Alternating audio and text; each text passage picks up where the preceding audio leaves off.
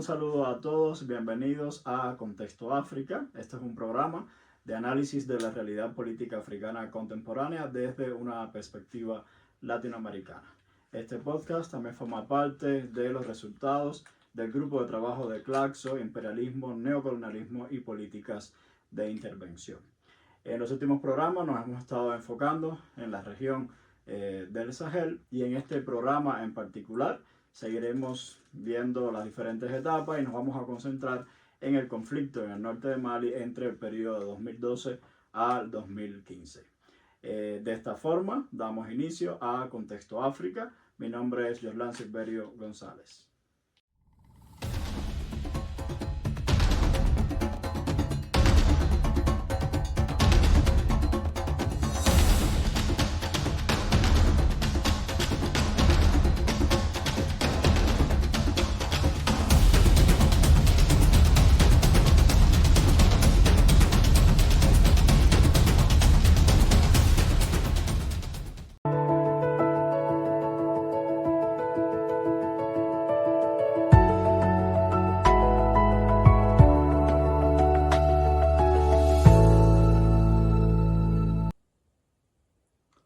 En los últimos programas de Contexto África nos hemos estado enfocando en la zona del Sahel. Particularmente hemos estado viendo el proceso de expansión de los grupos terroristas vinculados a Al-Qaeda del Magreb islámico y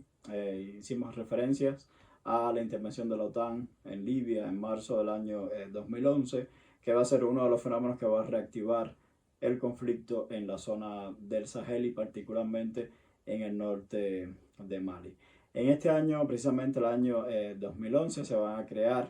dos organizaciones que van a ser importantes en el conflicto posterior. Una va a ser Ansar al-Din, dirigida por Iyad el-Ghali,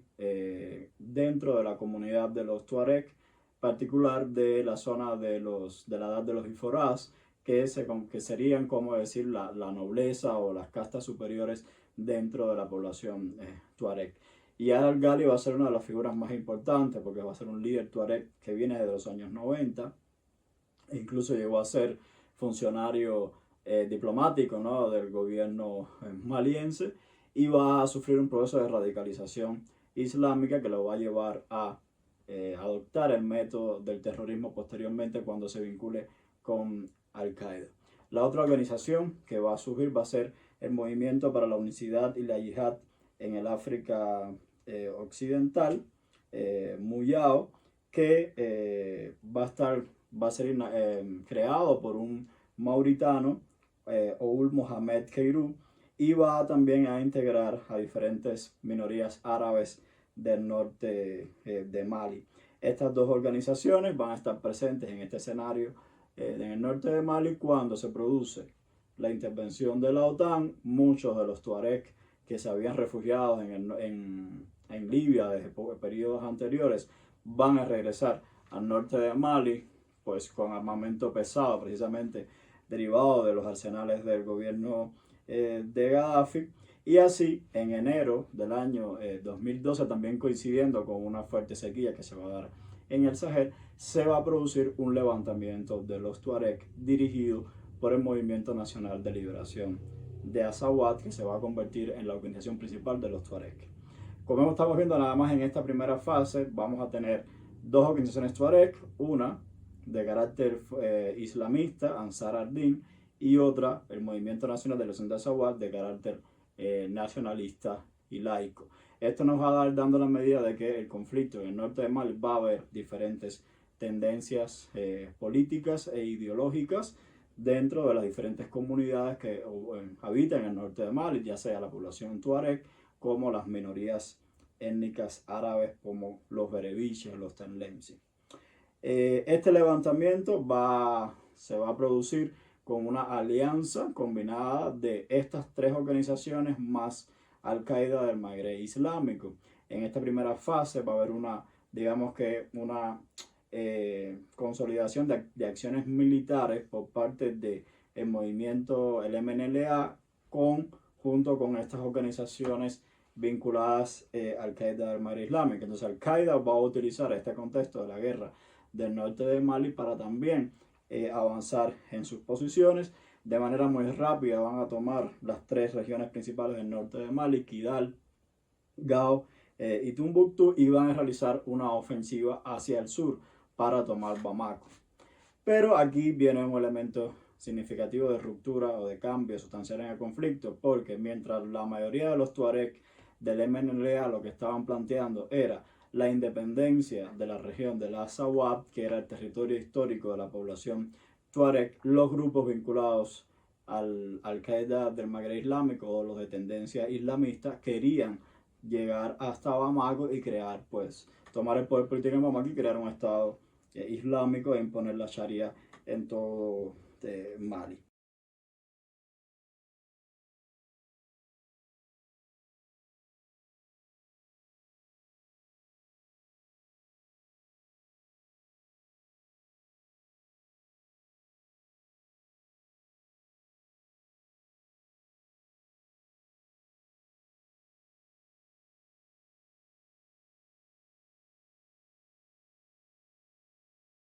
Todo va a llegar hasta la región de Monti, en el centro de Mali, y aquí va a haber un proceso de ruptura en el conflicto, de inflexión en el conflicto, cuando ante esta ofensiva que supuestamente traían de grupos terroristas vinculados Al-Qaeda, se va a decidir una intervención militar de los actores regionales liderados por Francia. Antes de que esto ocurra, se va a producir, por supuesto, en marzo del año 2012, un golpe de Estado en Bamako. ¿Y esto qué significa? Bueno, los militares que habían sido entrenados por Francia y que habían sido derrotados en la ofensiva de estos grupos armados desde el norte, hacen un golpe de Estado dirigido por el capitán Amadou Sanogo, precisamente por las críticas al gobierno de Amadou Toumani Touré de cómo había estado llevando a cabo la crisis en el norte de Mali. Posteriormente, en abril, el 6 de abril del año 2012, el Movimiento Nacional de Liberación de Azawad declara la independencia del Azawad, que es un hecho inédito porque, como habíamos visto en un programa anterior, pues la Unión Africana no reconoce movimientos separatistas ni creación de nuevos estados.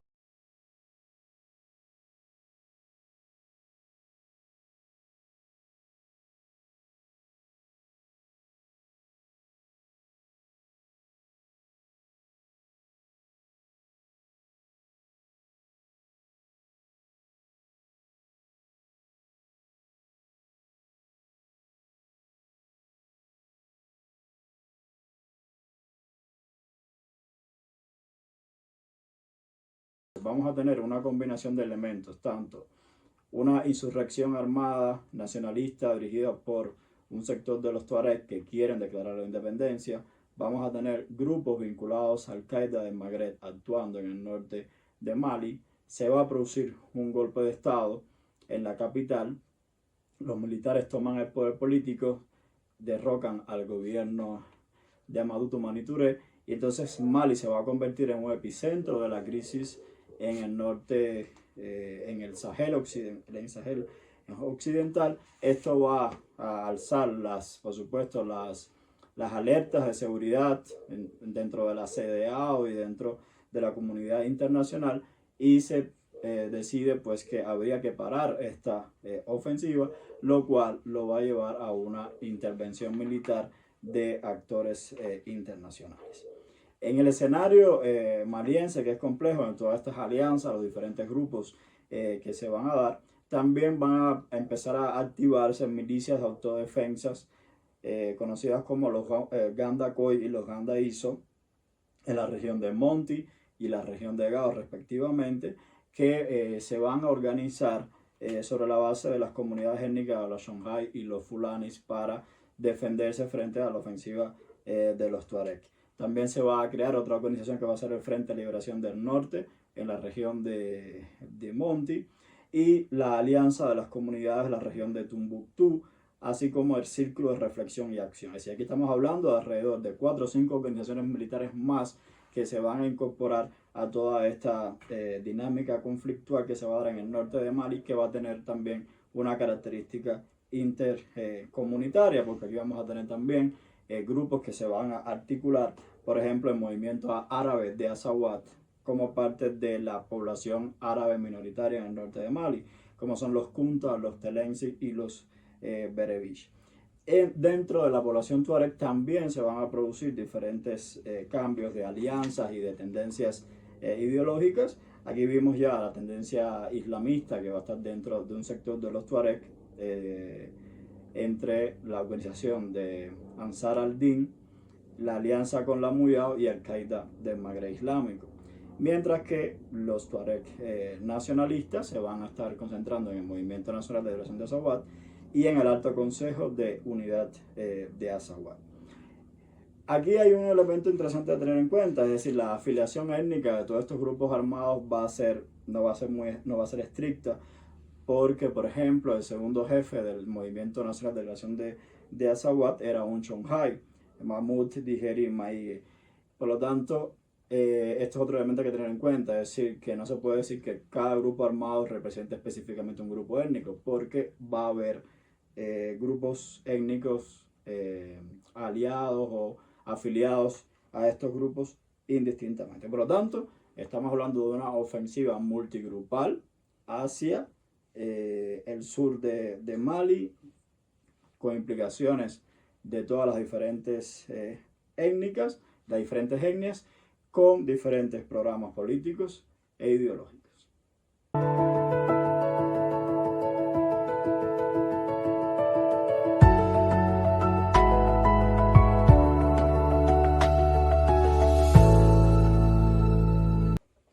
Mientras seguía el conflicto en la zona norte de Mali, en el sur, en la capital, se iniciaba un proceso de transición hacia la democracia multipartidista y el restablecimiento de un gobierno civil. Este proceso se va a iniciar a partir de julio de 2013 con la organización de las elecciones presidenciales. Es decir, siempre que se produce un golpe de Estado, la Unión Africana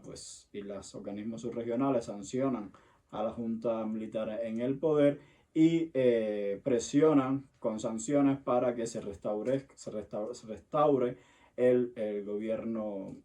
civil. De esta manera, por supuesto, se reconfiguran las fuerzas políticas en Mali y el partido Reagrupación por Mali va a promover la candidatura de Ibrahim Boubacar Keïta hacia la presidencia del país, en oposición a otro líder importante político de Mali, Soumaïla Cissé, del Partido Unión para la República y la Democracia. Por supuesto, va a haber otros partidos y otros líderes políticos, pero estos dos van a ser los que van a enfrentarse en la primera y la segunda vuelta de las elecciones. Keïta se va a distanciar del mandato del depuesto presidente Ibrahim Boubacar Keïta, se va a aliar indirecta y directamente a las fuerzas pro-golpistas que habían derrocado al gobierno anterior, y se va también a agenciar el apoyo del Alto Consejo Islámico de Mali. Los resultados en la primera vuelta quedan estas dos figuras como los candidatos de preferencia,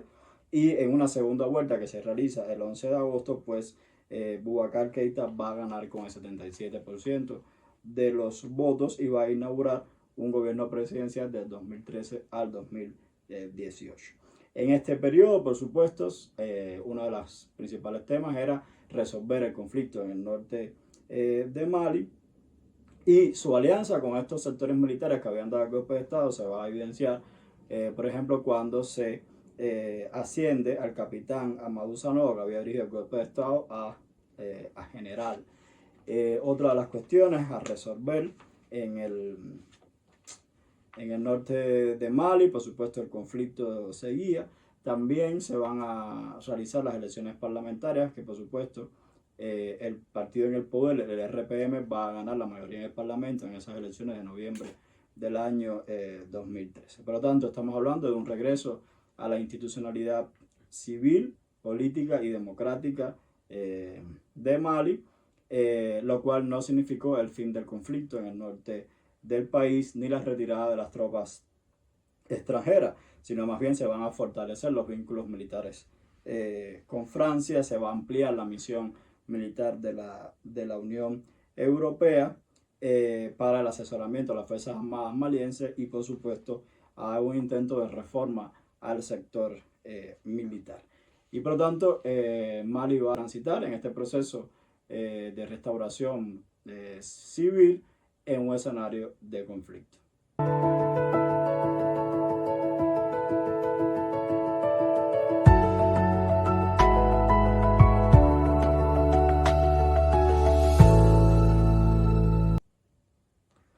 Para completar con este proceso de la transición política en Mali, un elemento fundamental era pues tratar de concluir el conflicto en el norte, para lo cual era necesario llevar a cabo un proceso de negociación con los líderes políticos tuareg que controlaban todavía la región de Kidal. Era necesario desarmar a todos los actores no estatales presentes, que eran varios y variados, como habíamos visto, y por supuesto restaurar la autoridad gubernamental sobre el norte del país. ¿Cuál era la situación en la región de la Azawad? Bueno, se mantienen los grupos tuareg activos, pero por supuesto las alianzas de todos estos grupos van a ir cambiando en la medida del contexto. Por ejemplo, el Movimiento Nacional de Liberación comienza a entrar en contradicciones con el movimiento árabe de Azawad, que estaba formado por la minoría étnica árabe de los berebiches, mientras que el Movimiento Nacional de Liberación de Azawad pedía la autonomía a las regiones del norte. El movimiento árabe de Azawad solo pedía reivindicaciones económicas y se comenzaron discrepancias entre ellos y acusaciones mutuas de estar vinculados a los grupos terroristas de Al-Qaeda del Magreb Islámico. Por su parte, también estaba el Alto Consejo de la Unidad de Azawad, formado por tuaregs de la edad de los Iforaz, que habían roto con la otra organización tuareg, Ansar al-Din. Entonces, esto habla de cómo los grupos se van a ir reconfigurando, van reconfigurando sus alianzas en dependencia del contexto regional. A partir del año 2014 se va a producir un nuevo proceso de negociación desde Burkina Faso en mayo del año 2014, que no va a tener resultados. Se van a mantener los enfrentamientos en torno a la región de Kidal. Se va a reforzar la cooperación militar con Francia y la Unión Europea. En agosto del año 2014 va a surgir un nuevo grupo armado dentro de los tuareg, el Grupo de Autodefensa Tuareg Ingand y Aliados, conocido con las siglas de GATIA. Y este grupo va a representar, por supuesto, los intereses de los tuareg Ingand, que son, digamos, como los clanes más bajos, o los vasallos de los clanes de los Iforaz. Y por lo tanto, esto habla de cómo hay inclusive contradicciones dentro de la misma comunidad étnica de los tuaregs, contradicciones intracomunitarias. El proceso de negociación más importante se va a dar a partir de julio del año 2014 en Argelia. Argelia había sido un país mediador de los conflictos de los tuaregs en las diferentes épocas anteriores que vimos en un programa pasado. Este proceso de negociación va a durar varios meses, hasta aproximadamente marzo del año 2015. ¿Qué están demandando los tuareg? Bueno, estaban demandando una mayor autonomía de las regiones del norte o la adopción, de hecho, de un sistema federal, pero van a abandonar el tema de la idea de la independencia, es decir, de separar o de crear un estado independiente en la zona de la Azawad, y en su vez, pues, la opción era o la autonomía de la región de la Azawad o la adopción de un sistema federal en Mali. Hacia el 15 de mayo del año 2015 se va a firmar finalmente el Acuerdo de Paz y Reconciliación, en el cual se va a plantear, por supuesto, la unidad nacional, el respeto a la integridad territorial del país, el establecimiento de una república laica, porque estamos hablando de que había tendencias islamistas dentro de la población tuareg. Se va a reconocer el Azawad como una realidad cultural en el norte del país. No se establece el federalismo ni se apoya la secesión de la región de Azawad, y el gobierno central se iba a comprometer a incrementar el desarrollo de la región, la inversión en esta zona con supervisión internacional.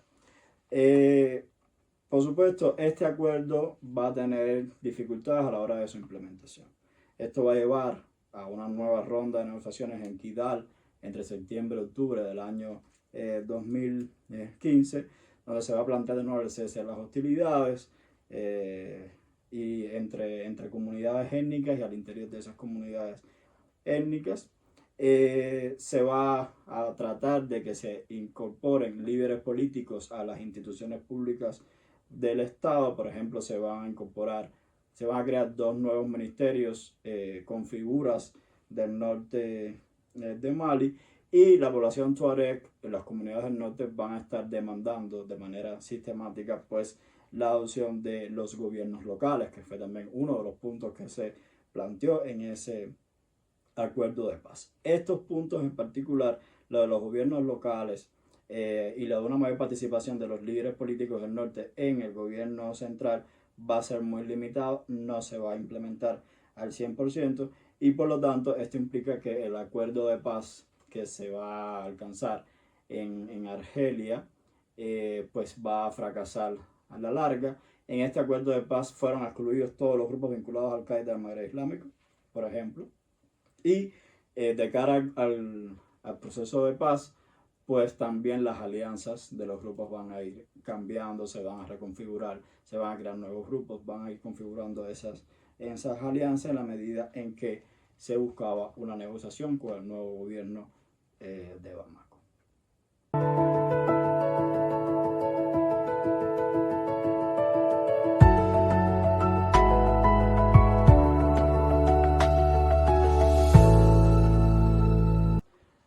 Como hemos estado analizando en esta edición, hemos estado profundizando un poco en las dinámicas internas del conflicto en el norte de Mali, los diferentes grupos armados, las diferentes etnias que van a estar